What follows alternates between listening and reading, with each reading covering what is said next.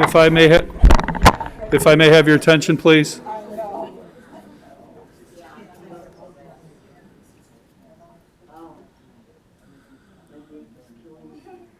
At this time, we're going to begin the services here in our chapel for Mrs. Estelle F. Miller.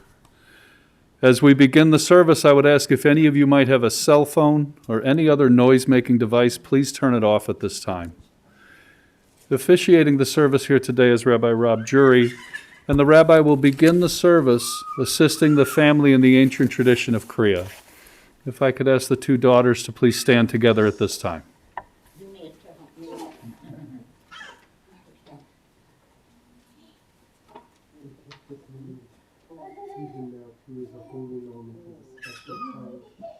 Much as we're hurting at the inside, I want people to know that they see us visible reminders of what we're carrying as we walk through this world. In ancient days, we would rend our garments and tear our clothes out, and they used to dress beautifully, and so we use the ribbon today. But we still take this as a time to say this too is a holy time. So we make this blessing, Baruch. Baruch. Ata Adonai Eloheinu Melech Ha'olam Dayan Ha'emet. Blessed are you, Adonai, our God, the judge of truth. And then we'll tear the garment. So if you lift up your ribbon. I tear it? I can tear it. I can't do it. Thank you.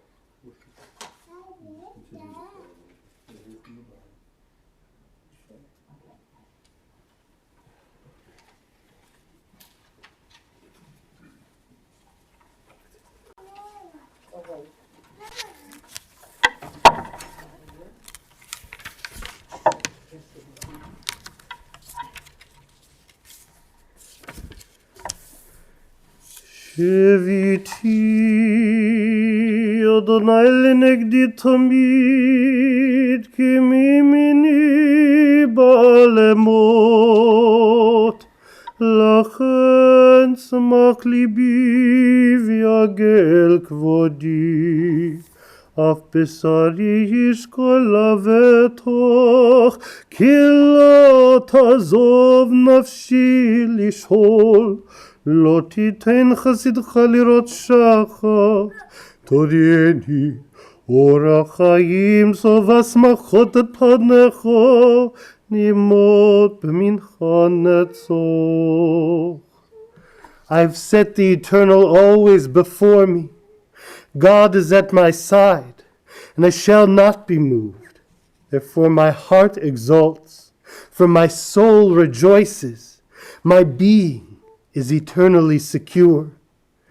You will not abandon me to everlasting death, nor let your faithful ones see eternal destruction. You show me the path of life, for your presence brings fullness of joy. Enduring happiness is your eternal gift. God has taken away our beloved Estelle. Our friends grieve in their darkened world. In their silence, there is lamentation, and in their tears, there is loneliness. For lost in sorrow, they find the presence of loving friends and family. Hear them, O God, and be with them. For it was Estelle's love that united everyone in life, in which death cannot sever. For companionship shared along life's paths, which continue now through the tenderness of memory, for the gifts of her heart and her mind, which brought us joy and happiness. These too are a precious remembrance. For all of these and more, we give thanks to God. In times like this, we turn to our sacred scriptures, looking for that ever new message of God's nearness. So I invite you to turn together with me as we offer the 23rd Psalm and the inside of our leaflets. We say these words of comfort together. The Lord is my shepherd, I shall not want. He maketh me to lie down in green pastures. He leadeth me beside the still waters. He restoreth my soul. He leadeth me in paths of righteousness for his name's sake. Yea, though I walk through the valley of the shadow of death, I will fear no evil, for thou art with me. Thy rod and thy staff, they comfort me. Thou preparest a table before me in the presence of mine enemies. Thou anointest my head with oil, my cup runneth over. Surely goodness and mercy shall follow me all the days of my life, and I will dwell in the house of the Lord forever. When thinking about Estelle, when thinking about your beloved mother, your dear Baba, Proverbs 31 comes to mind. A woman of valor, who shall find? She's more precious than rubies, and sweeter than the sweetest wine. Her husband trusts in her, and so she lacks nothing. She does him good and never harm all the days of her life. She perceives that her labor is rewarding, and her candle burns on into the night. She reaches out to those in need. She extends her hands to the poor. She is clothed in strength and in dignity, and she faces the future cheerfully, for she speaks with wisdom. The law of kindness is on her lips. Her children, they rise up and they bless her, and her husband sings her praises.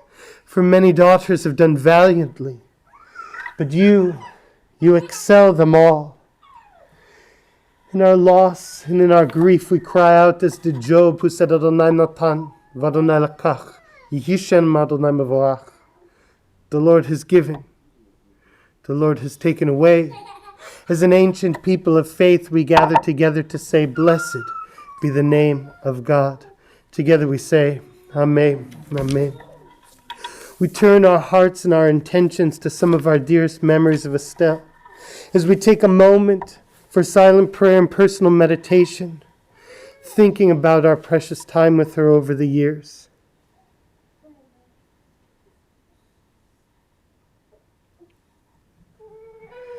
May the words of our mouths and the meditations of our hearts be acceptable unto you, our rock and our redeemer. Together we say, Amen, Amen. We come to words of remembrance, words of hesped, words of eulogy. As we remember Estelle and the love she brought into this world. So Sandra, I'd like to offer you the opportunity to share your memories and to begin in the sharing of that, if you're able to come up at this time.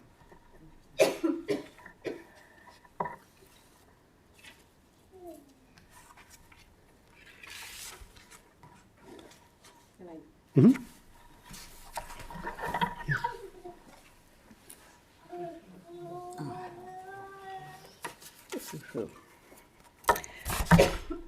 Thank you all for being here with us and for supporting our family throughout the years with our mom, and of course, especially now when we say goodbye to her. I had a really hard time writing this. It was different each time. I did it like 6 different times, and this morning was the last one. So this is random. Please bear with me. It's just random thoughts about my mom. Those of you who knew her personally knew she could be a difficult woman. She had a lot of love in her heart, but she had a lot of sadness in her heart as well. So a few things I thought of. She was very predictable. When Eileen and I would go to visit her, before we'd walk in her room, we would each stop and take a deep breath. We would tell each other we were steeling ourselves because she often wasn't happy with what we had to share with her. She was unhappy being in assisted living, and she didn't understand it, of course. So change was hard for her. She had to go to 3 different facilities, ultimately in a memory care, and that one wasn't the hard move. It was the first 2. She was very upset with us. She was a loner. Her profound hearing loss, although she had a few dear friends over the years, it was easier to be with family or be by herself. because we could do some lip reading, we could do some pantomime, we kind of got the point across, but it was hard for other people. She was definitely independent and was very upset with us when we took her car keys away. And she wouldn't get rid of the car for a long time. She said it was a good place to sit her purse on in the garage when she was doing things. So it took months, from what I remember, till we could donate that car. She did not like to travel. After our dad passed, Eileen and I encouraged her as hard as we could to go with us. We would take her to all the places that we thought she would enjoy. And finally, one day she said, well, I'll go, but I will not have a good time. And we said, well, then don't go. Don't do us any favors, you know? And so she didn't. And if anyone knows my mother, our mother, and knows the Miller family, and of course, all my wonderful kids and grandkids, my mom loved coffee. Anytime, any place, all the time. She always had to stop for coffee. It was very predictable. So you built that into an outing, that you would have, 45 minutes to just sit and have coffee. Even if you went to Target, you sat and you had coffee before you left. She has passed that on to me. Everyone knows I love coffee. Our mother never got tired of looking at pictures and videos of the grandkids when we'd visit her at Belmont and at Alexian Village. She loved it. She didn't quite understand how she could be watching them move on the phone or talk to her when we FaceTime. She would touch the phone all the time. She didn't get the technology, but she loved seeing everybody. And we would FaceTime with Florida, and of course she loved seeing her granddaughter, Heather. She also enjoyed it when, before COVID, I could bring my dogs over to Belmont Village. Our mom, as everyone knows, was quite the dog lover. They didn't have to be ours. She loved all dogs. She loved butterflies. She loved having fresh flowers in her room, and Eileen did a terrific job of keeping a bouquet in that room almost all the time. She would overwater green plants, so that we couldn't trust her with, but flowers were okay.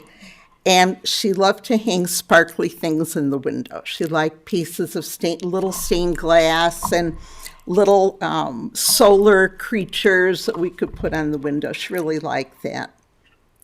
She was proud to be a grandmother of 5 kids and a great-grandmother of 9. She loved hearing about the kids. She loved seeing them. And by her example, I have learned, I think, to be a good grandmother, and I just try my hardest to follow her lead, because she was there for our kids. She was at the time of her life where she could give of herself. So she was there for our children. So in closing, the last few years with dementia setting in, her decreased mobility, where she didn't want to leave assisted living, it was really hard for her to get up the steps at our home or even in and out of the car. Holidays and birthdays and just random brunches that I would like to, I always used to give, they've not felt the same. She's been missing from our table for years now. She was a quiet person when she was there, but her presence was large. We know that she'll be with us always. She will always be missed. There's a poem in your pamphlet that Eileen and I, it is not ours, we did not write it, but it kind of sums up how we feel. And it's by A.A. Milne, who wrote the Winnie the Pooh books, the Pooh books. So thank you again.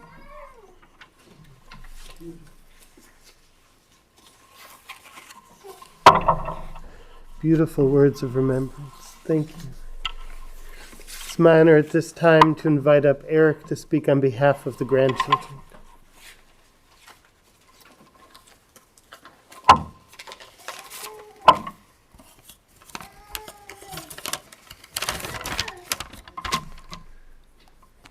All right.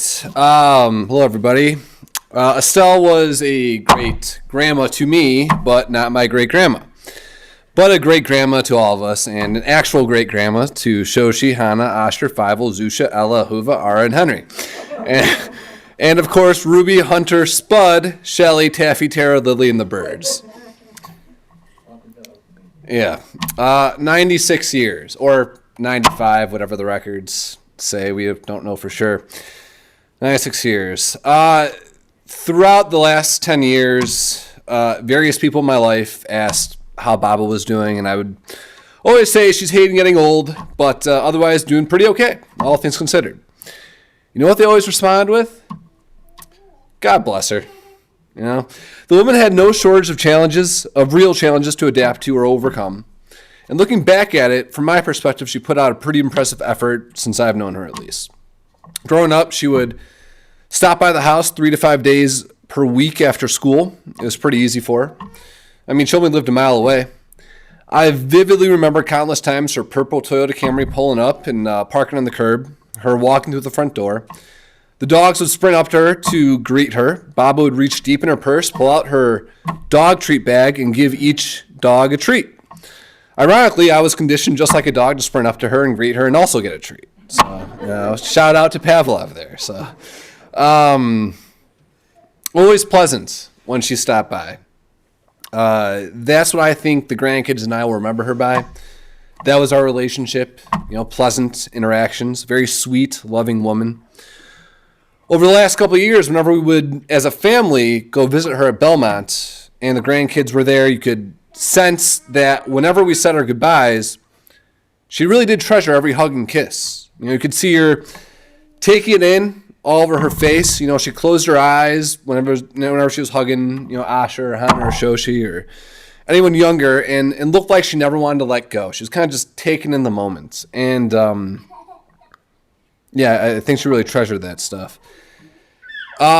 I live in the same neighborhood, actually the same house that she did for much of the last 25-ish years, and she was quite a legend in the neighborhood. Well, maybe not a legend per se, but people definitely knew her. People actually still ask me about her as recently as a couple of weeks ago. They're checking in, they kind of knew her situation, knew where she was living. Now, how'd they know her? Well, she went on daily walks around the block. Type of person to say hi to her neighbors, develop a good rapport. It's not much, but I think it says something about her and that she loved walking, and I think it's something she passed on to me because it's one of my favorite activities as well. The woman never gave up on her body. No matter what physical challenge she would go through, and would always brag about the exercises to me that she would do. She bragged about working out before it was cool to do so on Instagram. So, she's always proud of that. One thing that she was proud of that I think Bob would want mentioned is that she always had her hair done. So everyone should know that. Always had her hair done.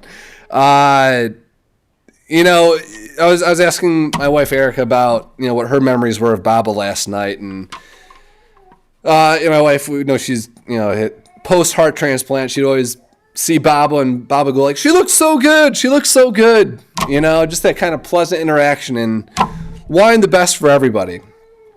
Preparing for the speech and talking with Brian, he had some beautiful words about his relationship with Baba, which is a sweet, loving, and caring woman. Right before the pandemic, Brian and I had Valentine's lunch at Belmont, the assisted living home. And after lunch, we took Baba to her room, and Brian was in control of her wheelchair, pushing her back to her room. It was a long hallway, and he pushed her real fast, and, like a kid, she goes, "Wee!" She took I just think she lived for those small moments here or there, in her later years. Heather wrote a beautiful post on Facebook, which everyone should check out. And Heather was adamant that she was the favorite grandchild. Paul says he has proof that Baba wrote to him on a bunch of birthday cards that he was a favorite. So we'll call it a draw, and, she loved us all. Loved the Bulls. For some reason, loved watching golf, which I'll never understand. Loved her children, her grandchildren, and her great-grandchildren. If heaven is a real thing, I hope she's going for a nice long walk reuniting with the people she lost in her life and playing with her dogs. As Baba would say, somewhat facetiously, passively, and humorously at the same time, the honeymoon is over. With a couple of deep laughs.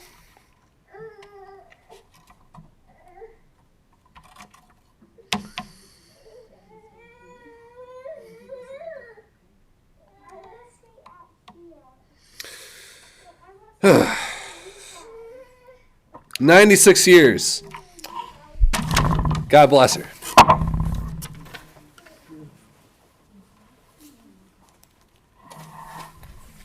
Beautiful.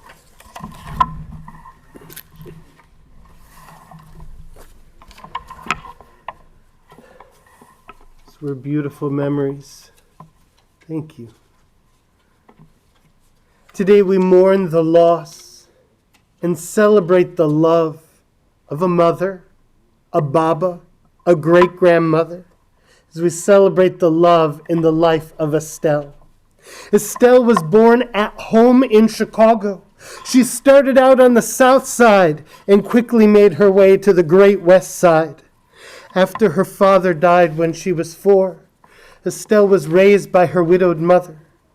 And her older brother at 13 became the man of the house.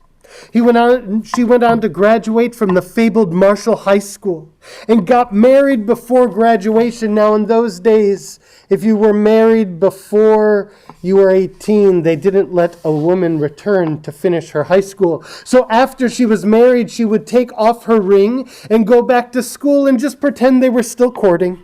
It wasn't such a big deal. Yes, and then though she was married in October, she finally turned 18 in November so she could graduate in January, an honest woman.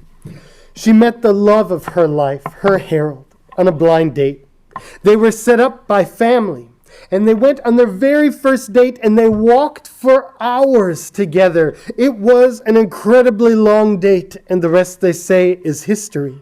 He lived in Elgin and she lived on the west side, and he would get on the train and head out so they could spend time together. When he shipped out with the army, Estelle went and lived with her mother. And when he returned home from the service, they moved in together with her. Newlyweds living with mom, everyone's dream. But for Estelle, she took care of her mom. That's how life was. You took matok umaror, bitter and sweet together, and you took care of family, because that's what came first. Family first, always. She took such care of her mother over the years, and they moved with her to Andersonville and eventually Gulf Mill and Des Plaines. And through it all, she was there. Eileen was born on 1112 South Keeler, and then they moved to the north side, and Sandra was born. And, with a baby, Estelle was the building treasurer. And then as Sandra came into life, it was time to get out into the suburbs. Estelle was a true homemaker. In fact, her neighbors nicknamed her Mrs. Broom, as she would go out on the patio every night and just sweep, so proud of the home they were able to make together. After giving birth, she lost her hearing, and the tinnitus got even worse. And in many ways, it became hard to socialize. And it's hard to know whether it was more comfort in being alone or just the difficulty of making peace with the challenges of communicating with others. And Estelle's world became focused on her family. Family first as a value, and now family first as a way of connecting with others. She had some friends in the neighborhood who were dear to her. We loved the stories of the walks and people knowing who she is, and her deep connection with the dogs. See, dogs don't need you to necessarily be able to hear so well to know that you love them. And they don't need you to be able to hear so well to let you know they love you too. And Estelle had a beautiful way with animals, whether it was being close to that dog PG, or her bird Peppy, or many of the other animals we were naming. This was a blessing of communication. After her last puppy passed away, it was incredibly emotional and hard to lose that companionship in the world. Estelle would come and bring newspaper clippings every day after school. She would show up to show her love. There are so many different ways to show that someone loves you. And for her, it was about showing up.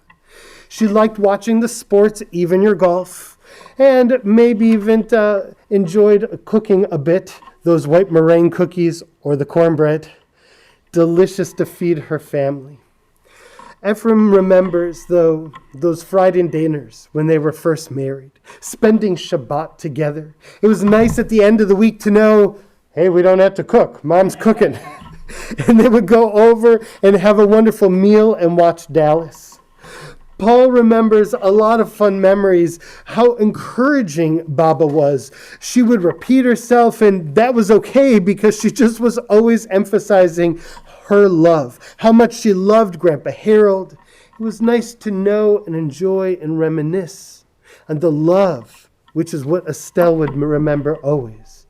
Love was centered for Baba. When things got a little more challenging, it was the love that would always reconnect her and remember.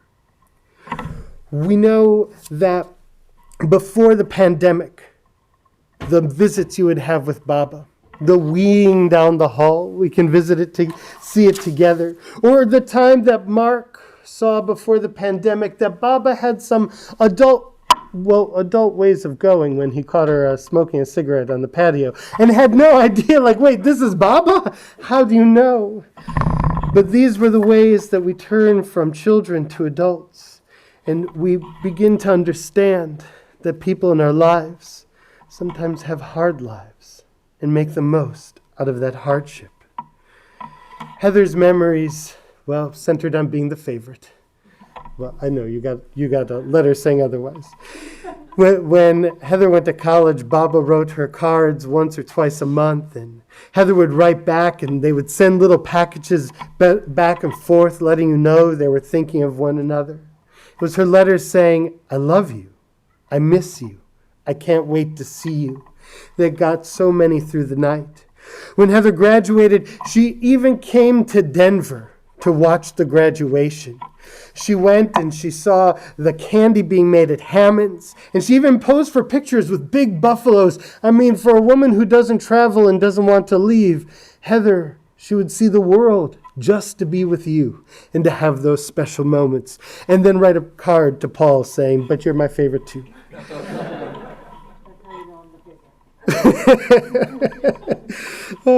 After the moving around, we know how much that Baba loved Japanese culture and Japanese art.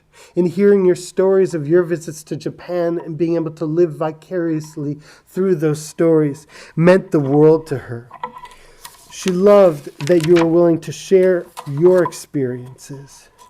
We also remember how much she loved and cared for Fred. When he became sick, they grew closer. She could read lips, and when it was hard to communicate, it was often Baba who would take that time to translate for the family and keep you connected. Family first, always. She wasn't fancy. She was modest. She lived within her means. She had a stubborn pride, and her heart was always in the right place, even when you wished it was in a different place. She was there for everybody, always. She showed up. She had treats for dogs. She even tried to give Shoshi some dog food too. We won't talk about that. She loved her great-grandkids and would visit Asher holding along with the walker as the girls were dancing for her. She loved her grandchildren, her great-grandchildren. They were, in her words, the best part of her life. We know that if love were enough, it would have been an easier life. And despite it all, or because of it all, that is the legacy she leaves to you. A legacy of love, in good and in bitter, in sweet and in blessings. Estelle now joins her parents, her beloved husband Harold, her dear siblings Harold, David, and Beverly, and her loving son-in-law Fred in the heavenly bonds of everlasting life. Here in this world, she leaves behind that legacy of love. Mom leaves behind a legacy of love to her loving daughters, to her Eileen and her loving husband Ephraim, and to Sandra. Mom loved each of you so very much. No matter how hard it seemed, no matter what she was going through, you were always there for her as she was there for you. Baba leaves behind a legacy of love to her adoring grandchildren, to Paul and his loving wife Vanessa, to Eric and his loving wife Erica, to Heather and her loving husband Avi, to Brian and to Mark and his loving wife Elizabeth. Each of you shared your own special bonds with Baba. It is said that children are the crowns of their elders, but for Baba, her great-grandchildren are the glittering jewels in her crowns, as she leaves behind a legacy of love to Hannah, Shoshi, Asher, Fievel, Ella, Zushi, Ahuva, Aaron, Henry. Estelle leaves behind a legacy of love to her dear sister-in-law, Elaine, and a legacy of love to all of her family and friends. In the words of Rabbi Milton Steinberg, we say that grief and love go hand in hand, that the pain which a loss inflicts is the measure of a love that is greater than death. May we learn to hold on to her with open arms, so that the love we have remains a blessing. Zichrona livracha, may her memory forever be a blessing. Together we say, Amen, Amen. We come now to the prayer for the soul, the El Malei Rachamim. As we usher Estelle's soul up into heaven, I invite you, if you're able to rise, to do so at this time.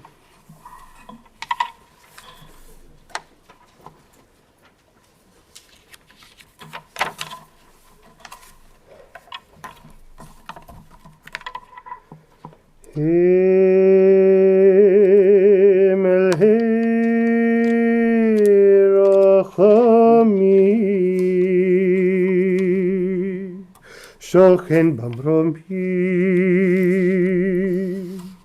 ומצא מנוחד נוחדנה תחת כנפי השכינה עם קדושים תורים כזוהר הרקיע המזירים הנשמת סטרנה פרידה בס יזדור שהלכה לעולמו בול הרחמים יסתיריה בסתר כנפיו לעולמים ויצרור ביצרור החיים נשמתה אדוני הוא נחלתה ותנוח בשלום על משכבה ונאמר Amen. Compassionate God, eternal Spirit of the universe, grant perfect rest in your sheltering presence to our beloved Estelle, who has entered now into eternity. O God of mercy, let her find refuge in the shadow of your wings. Let her soul be bound up in the bonds of everlasting life. For God is her inheritance. May she rest in peace.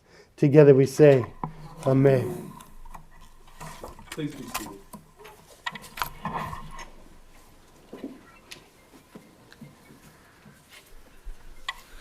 This concludes the service here at our chapel. The interment will take place immediately at the family's plots at Shalom Memorial Park Cemetery, 1700 West Rand Road in Arlington Heights. Due to ongoing public health concerns, the Shiva will be private. For those of you joining with the family in procession, the procession will be forming on our parking lot. Please make sure you obtain an orange funeral safety sticker that should be placed on the front passenger side of your windshield. We would also ask that you please have your bright headlights and flashing hazard lights on at all times. For an additional measure of safety, our staff will place magnetic flags on the tops of the vehicles in the procession.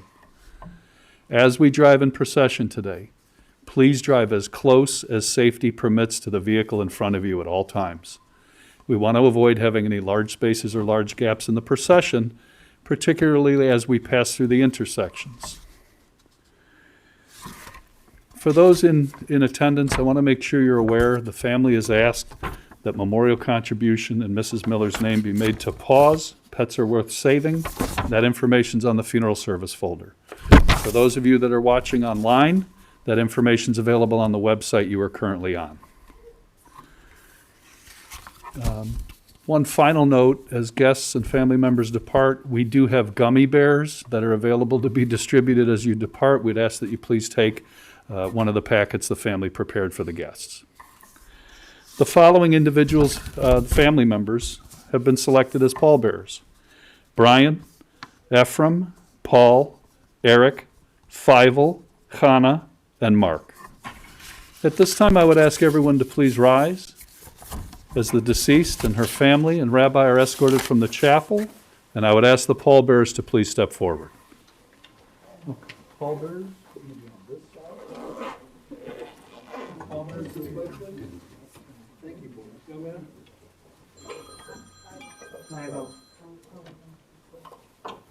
You're going to follow behind.